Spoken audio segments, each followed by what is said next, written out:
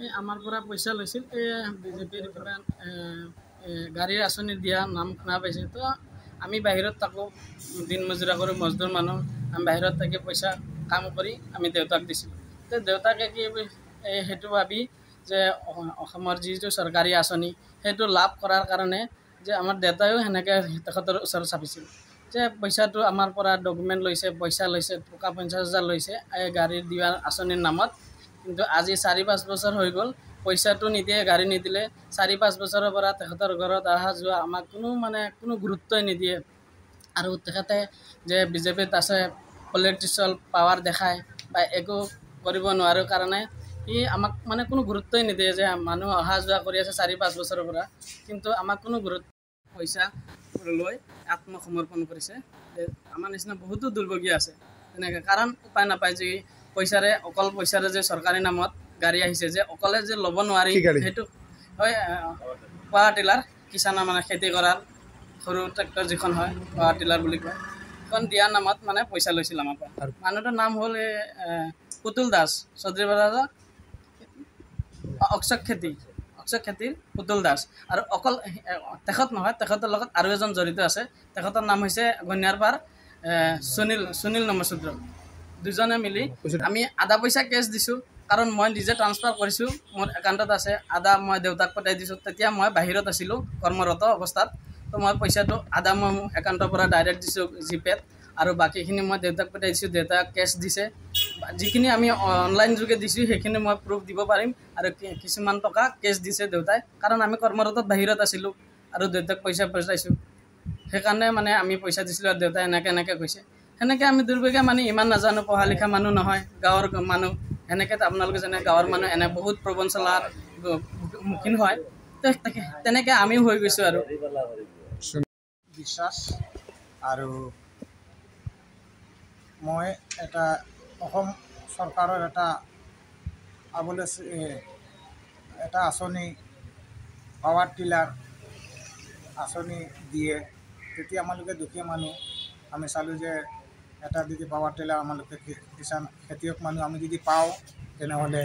আমাৰ অলপ সহায় হ'ব তেতিয়া এই চৌধুৰী বজাৰ পুতুল দাস তেখেতে গাড়ী ওলাই দিয়ে তেতিয়া তেখেতে আমাৰ পৰা 50,000 টকা গাড়ী ওলাই দিব কৈ তেখেতে লৈছিলে আমাৰ পৰা কিন্তু আজি 4-5 বছৰ হৈ গ'ল কিন্তু আমাৰ গাড়ীটো পোৱা নাই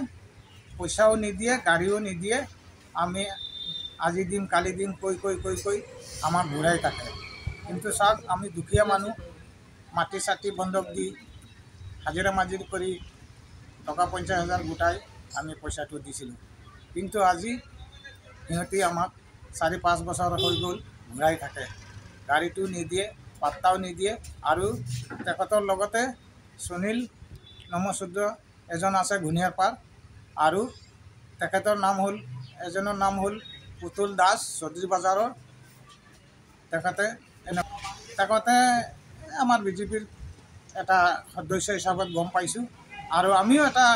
কৰ্মী হিচাপত বিজেপিৰ কৰ্মী হিচাপত চলি থাকোঁ আৰু তেখেতে এনেকুৱা কৰিব বুলি আমি আশা কৰা নাই কিন্তু আমি দুখীয়া মানুহ হোৱাৰ কাৰণে আমি একো নাজানো কাৰণে আজি আমাক বহুত প্ৰলঞ্চনা কৰি আছে আমাৰ ওপৰত আমি আৰক্ষী বিষয়ক আমি কথাটো অৱগত কৰিম আৰু যেনেকৈ আমাৰ এইটো ন্যায় পাম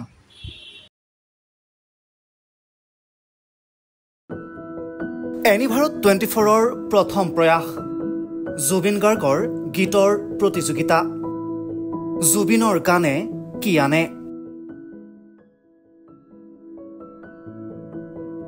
অডিশ্যনৰ বাবে যোগাযোগ কৰক